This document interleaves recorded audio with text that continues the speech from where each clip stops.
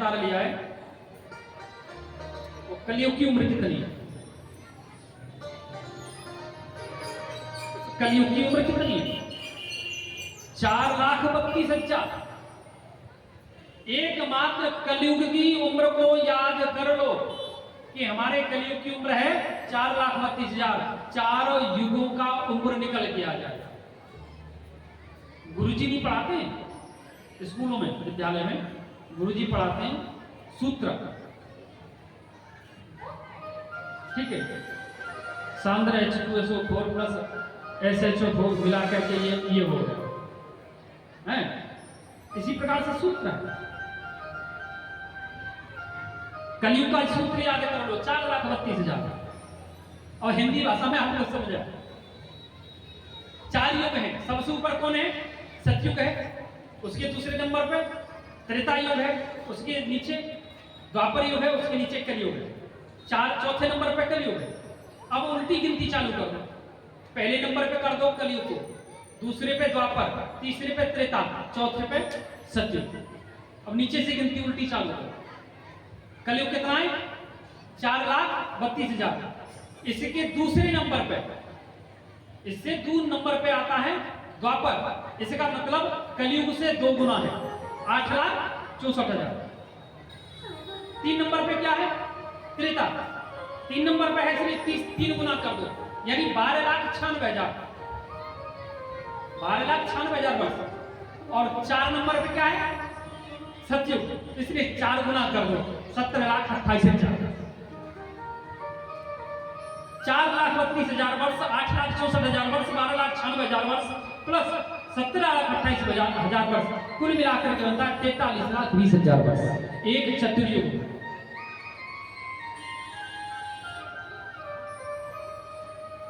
जब ये चतुर्युग, सतयुग त्रेता द्वापर कली, सतयुग त्रेता द्वापर कली 71 बार जब बदल जाएगा तो एक मनवंतर होता है, यानी 43,20,000 गुणा 71, 71। इसका मतलब हो गया ये 30,67,20,000। 30,67,20,000 वर्ष का एक मनवंतर हुआ। और मनवंतर कितने हैं? 28। पंडित जी जो पूजन कराते हैं उसमें बोलते हैं कलियुगे कलि अष्टाम विंशमते, कलियुगे कल प्रथम चरण। अष्टाम विंशमते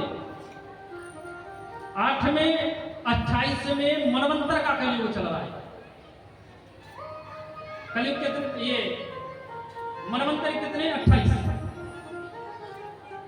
तो 8 ये 30,67,20,000 वर्षों को कर दो 28 से गुणा। 8,58,81,60,000 वर्ष। ये हुआ 28 मनवंतर, यानी ब्रह्मा जी का एक दिन। मृत्यु लोकी की गणना। और ब्रह्मा जी की उम्र कितनी है? 108 वर्ष। 9,27,52,00,000 12,80,000 वर्ष ब्रह्मा जी की उम्र है। अगर ब्रह्मा जी की एक दिन भी देख लिया होगा 8,58,81,60,000 वर्ष जीवित रहा। इस प्रकार से गणना बताई। गणना बताते समय श्री सूत जी महाराज जी कहे, ऋषियों में आज आपको उस पुराण का श्रवण कराता हूं जिस पुराण में भक्ति ज्ञान वैरागी की परिवार को त्रिवेणी गंगा बहती है। कृष्णम प्राप्ति करम शाश्वत साधनम तत्वाधनम। श्री कृष्ण को प्राप्त करने का सबसे सरल साधन है, सबसे सरल साधन कौन सा? वो है श्रीमद् भागवत महापुराण। बोले भागवत महापुराण की जय।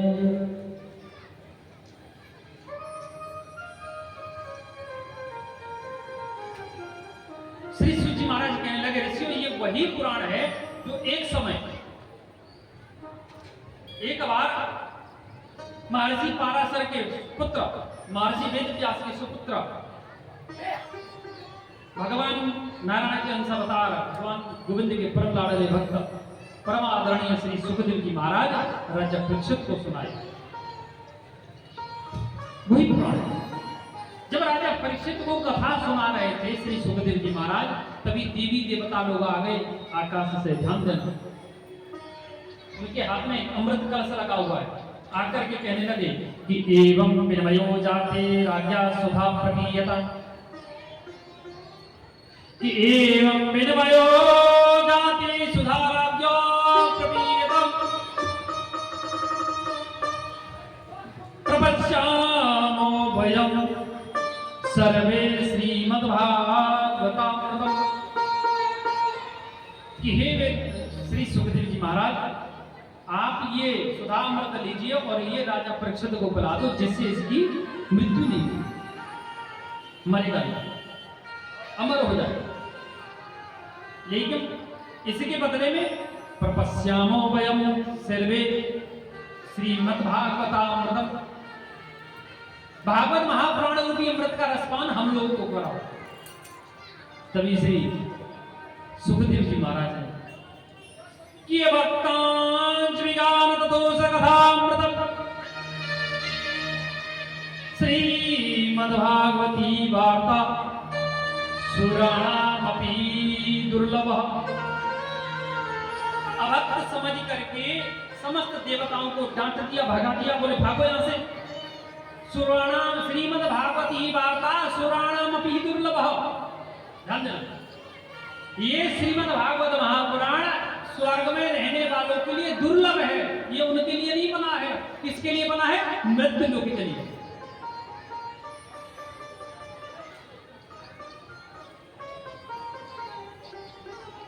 अभक्त समझ करके भगा दिया।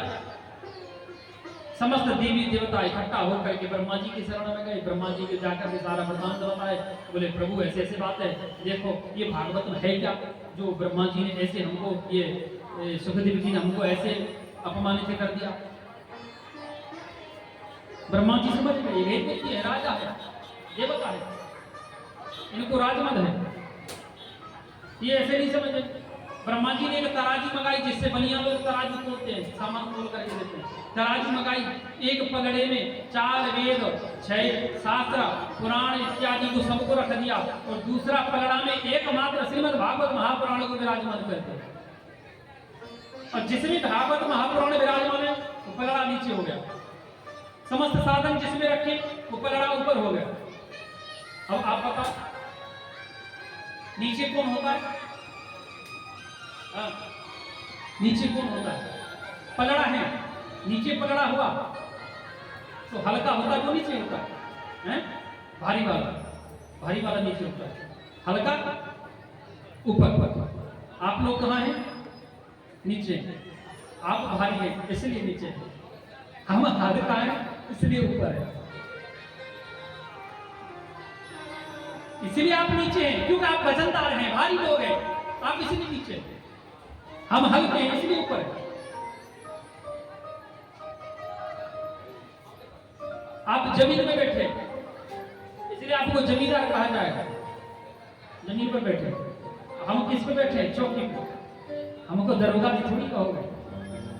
जब आपको जमींदार कहेंगे तो हमको चौकीदार भी बोल सकते हैं। ये भागवत महापुराण आप सबका है, मेरा नहीं है। और वास्तविकता में मैं किसी को जानता भी नहीं हूं। यहाँ इस क्षेत्र में शायद मैं पहली बार आया हूं। मधुबनी सीतामढ़ी में तो कई बार आ चुका हूं, मुजफ्फरपुर तक आया हूं, कटिहार पूर्णिया भागलपुर सहरसा मधेपुरा में तो बहुत रहा हूं, इधर पहली बार। एक और बात बताएं आपको, पिछली बार कई सालों से यहाँ पूजा तो हर बरस होता है, लेकिन आप लोगों ने किया है नहीं किया ये मुझे नहीं पता है। लेकिन ध्यान करना कि अपने घर में ब्रह्म भोज कराने से, कन्या भोजन कराने से जो फल प्राप्त होता है उससे 1000 गुना फल देव स्थान में जाके कराने से। ये भी ध्यान रखना।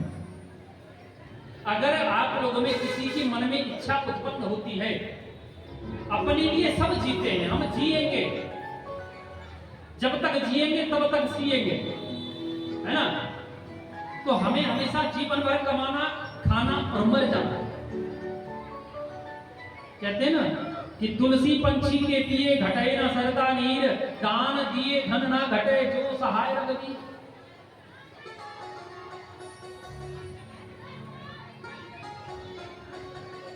अगर आपकी किसी की उत्कंठा उत्पन्न होती है कि 9 दिन चल रहा है, किसी की इच्छा होती है कि मैं 11 कन्या, 21 कन्या, 51 कन्या, 108 कन्या, 100 कन्या, 500 कन्या भोजन कराना चाहता हूँ या ब्राह्मण भोजन कराना चाहता हूँ, तो आप इसे मंदिर देवालय में जाकर के कराएं, सबसे ज्यादा पुण्य मिलेगा।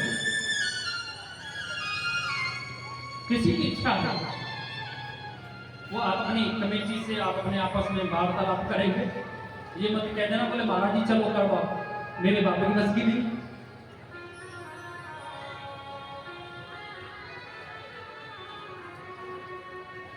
अगर आप लोगों में किसी की मन है कि नहीं चलो हम कम से कम 11 ब्राह्मण भोजन कराएं या 51 कन्या भोजन कराएं, जिसकी जिसकी इच्छा हो अवश्य करना।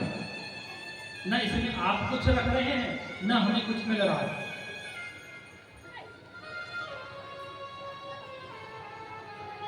कन्या के ऊपर बहुत आएगा, बहुत कुछ है।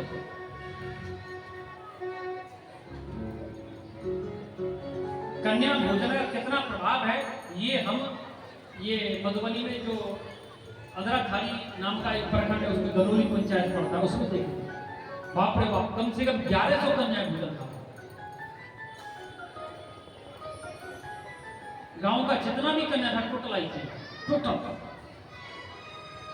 अपनी अपनी श्रद्धा जैसे जिसकी शक्ति हो। तो इतना सुन करके श्री सूत जी महाराज कहने लगे, श्रीमद् भागवताक्षु अयम प्रत्यक्ष श्री कृष्ण। ये श्रीमद् भागवत महापुराण स्वयं साक्षात श्री कृष्ण है। अगर आपको पढ़ने का समय नहीं है, सुनने का समय नहीं है, आप अपने घर में श्रीमद् भागवत महापुराण को विराजमान कर दो और नित्य प्रति उनका दर्शन करो, देखो आपको कितना सुख मिलता है, कितना आनंद आता है।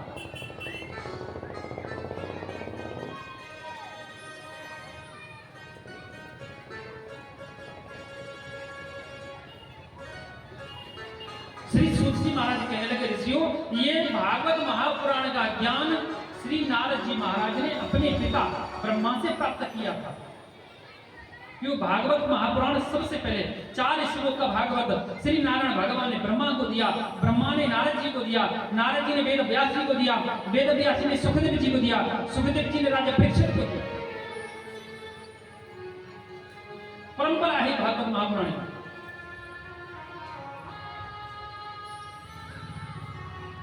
तो ज्ञान तो लिया था, प्राप्त किया था भागवत को किससे? अपने पिता ब्रह्मा जी से।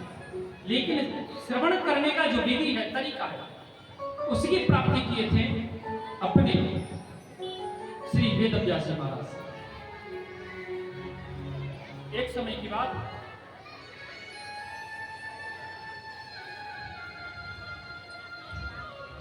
नारद जी महाराज ने ज्ञान प्राप्त किया था ब्रह्मा जी से और इसको श्रवण करने का तरीका, विधि प्राप्त की थी अपने मानस पुत्र भाई, मानस भ्राता ब्रह्मा जी के मानस पुत्र श्री सनत कुमार से।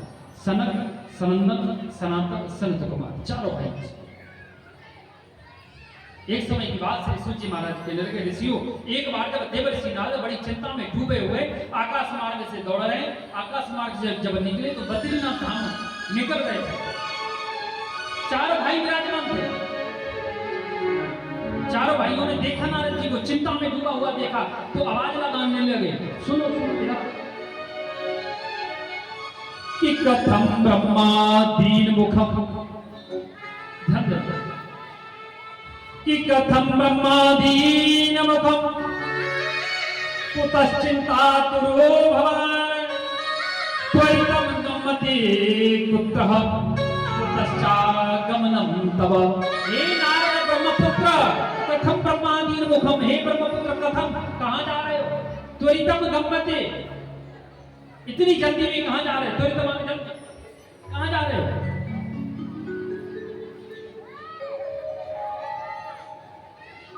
इतनी आवाज सुनकर के श्री नारद जी महाराज आए, आकर के चरणों में गिर गए, रोने लगे, प्रभु मेरी मार्गदर्शन करो, भ्राता मेरा कल्याण करो। बोले क्या हुआ? बोले अहम तो पृथ्वी यात्रो ज्ञात्वा सर्वोत्तमामिति पुष्करम च प्रयागम काशी गोदावरी तथा।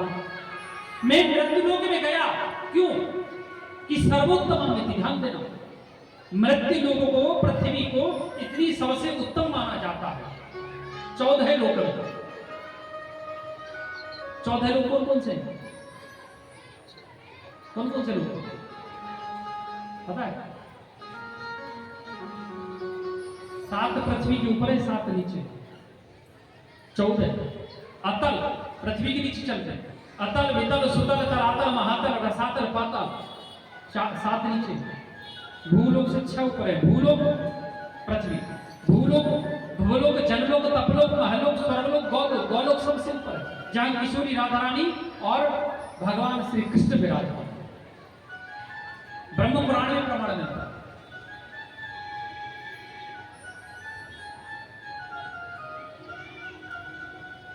अहम तो पृथ्वी यात्वा सर्वोत्तम, मैं मृत्युलोक में गया, सबसे उत्तम स्थान है, इसलिए पुष्कर गया, काशी जी गया, मैं गोदावरी के किनारे घूमा, लेकिन मेरे मन को संतुष्टि नहीं हुई। क्यों? क्यों नहीं हुई? मैं अंदर से दुखी हूं। क्यों दुखी हूं ये तो बताओ? मैं इसलिए दुखी हूं कि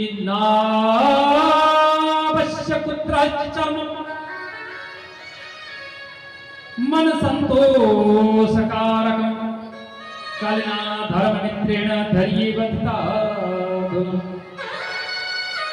तरुणी प्रमता गेहे श्यालिको बुद्धदायक कन्या विकरण लोभाधितम पतिना चकल। मैं मृत्युलोक में जाकर के देखा कि कल्याण धर्म मित्रेण, जो अधर्म का मित्र है, एक है अधर्म, अधर्म का मित्र है कलियुग। कलियुग ने मनुष्य की बुद्धि को विकृत कर दिया है, नष्ट कर दिया। पहली बात, कोई सत्य बोलने के लिए तैयार नहीं, अगर बोल भी जाए तो मानो राजा हरिश्चंद्र की 6वीं औलाद हम है। धैर्य बद्धता, बुद्धि को विकृत कर दिया है, नष्ट कर दिया है, सत्य बोलने के लिए कोई तैयार नहीं है। बहू अपने सास ससुर से द्वेष करने लगी, बेटा अपने माँ बाप से जलन करने लगा, भाई भाई 1 मिलियन जमीन के पीछे, 1 फुट जमीन के पीछे एक दूसरे का मर्डर कर रहे हैं। एक भाई को अगर 6 इंची 4 इंची एक दीवार, 1 ईंट का दीवार अगर पिताजी दे दिया, चलो छोटा है कोई बात नहीं, इसको 4 इंची जगह फालतू दे दो, कोई बात नहीं भैया छोटा है, वो बात को ही मार दिया, रात में चीटिया घींच के गला घींच कर दबा कर, बोले तेरे भैया को छोटे को कैसे दे दिया, मुझे कोई नहीं दिया। सब अपने अपने लिए मर रहे हैं, सब अपने अपने लिए रो रहे हैं। बूढ़े माँ बाप को त्याग दिया।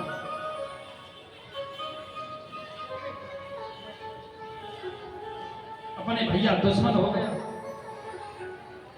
और एक नए होते भाई साहब, अपना भैया भाई है, अपना भाई भैया है, ठीक है, पत्नी का भैया कौन है? भाई साहब। भाई के संग साहब हो रहे हो, क्यों? वही हमारे घर के फैसले करेगा।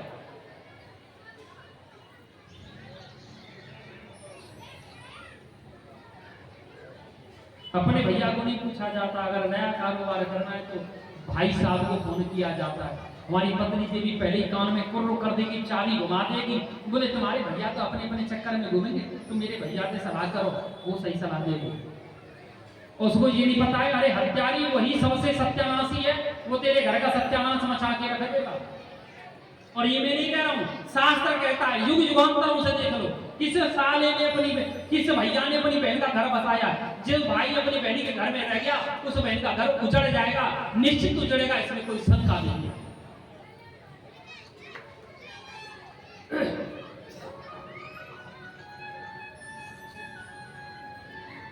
अपना अपना अपने तो अपने हो,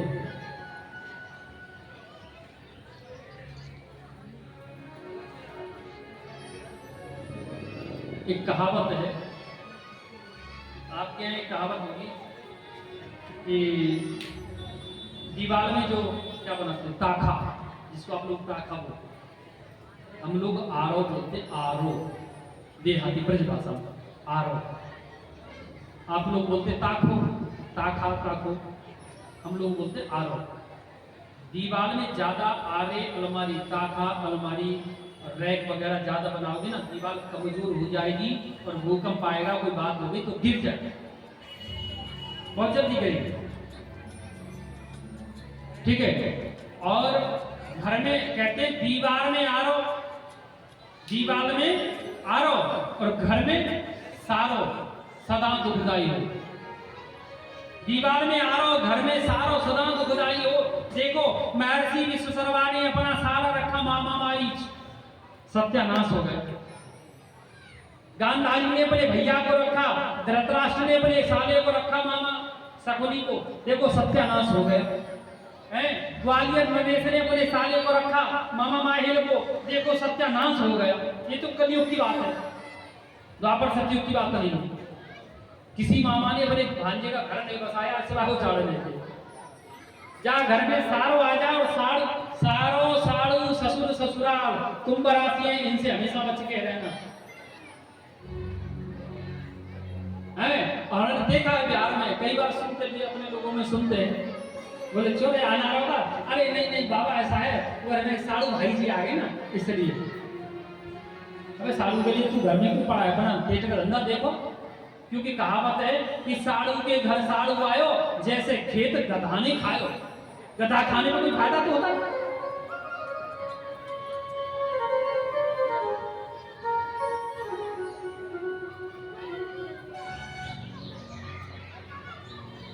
तरुणी प्रभुता के हे श्याल को बुद्धदाया, कन्या विक्रयणो लोभादिदं पतिना जगल्गम।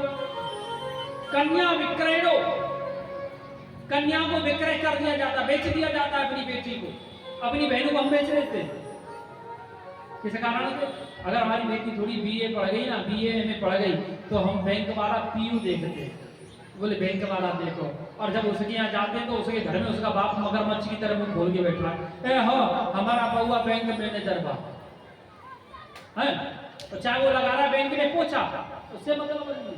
बात ये है कम से कम 21 लाख तो दे रहा था। और बिहार में तो है, बिहार में दीवार पे लिखा पड़ा था हमने, दहेज मुक्त हो मेरा बिहार, घर घर बेटी करती पुकार, ऐसा कुछ लिखा था। शायद दरभंगा की बात, ये सॉरी सहरसा की बात, सहरसा मधेपुरा में पढ़े थे। दीवार पे लिखा था घर घर बेटी करती पुकार, दहेज मुक्त हो मेरा बिहार। अबे ऐसे नारे लगाने से थोड़ी दहेज मुक्त हो जाएगा। वो तो हमारी जो बहन है विवाह होके जाती है ना, यही सबसे बड़ी गलती करती है। इसके साथ ऐसा होना चाहिए, ये घर में घुसे ना, जब इसकी सास और इसकी ननद छुट्टियां तो ले इसकी पकड़ और खूब मार पिटाई करें आगे संग, तो अच्छी रहेगी। मेरी भाषा कड़वी है, उल्टा बोल रहा, ध्यान देना। अबे तुम इतना सोचो क्या कर रही हो तुम, ये मत कहना महाराज जी भड़काऊ शब्द बोल रहे हो। मैं किसी बहन बेटी को भड़काना नहीं चाहता हूं, अपने घर में जाके कलेसा नहीं करना।